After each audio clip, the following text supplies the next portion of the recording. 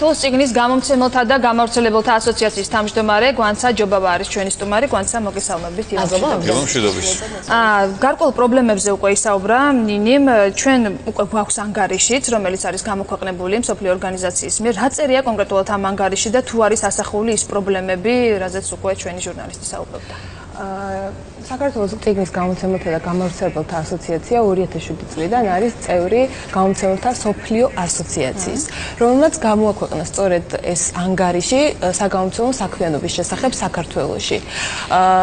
ეს ანგარიში ჩვენი ასოციაციის ფარგლებში მომზადდა, თუმცა ამას წინ უსწრებდა ის, რომ ჩვენ გვქონდა აქტიური თანამშრომლობა მსოფლიო ასოციაციასთან. ისინი ძალიან დაინტერესებული იყვნენ საქართველოში მდგომარეობით და იმ პრობლემებით, რომელიც ბოლო რამდენიმე წელია ძალიან მნიშვნელოვნად წამოიჭრა ჩვენს ბაზარზე და იყო ძალიან დიდი სურვილი მათგან, რომ სპეციალური კითხვარის საფუძველზე მომზადებულიყო ასეთი ანგარიში, სადაც მთლიანად მოიცავს ეს ანგარიში საგამომცემლო საქმიანობას საქართველოში, ასევე ასახავს და იქ არის გამოყოფილი უკვე ძირითადი პრობლემები, თუმცა ამის გარდა არის ზოგადი ინფორმაციაც თუ რა მდგომარეობაა. ანუ რა დადებითი ძვრებიც იყო ამ წლების განმავლობაში, ისიც არის რა თქმა უნდა. დიახ, ამას საფუძვლად დაედო კვლევა, რომელიც ჩვენმა ასოციაციამ ევროკავშირის პროექტ წიგნის პლატფორმასთან ერთად მოამზადა და ეს კვლევა გვაჩვენებს ძალიან დიდი ნაბიჯებით ზრდა საგამომცემლო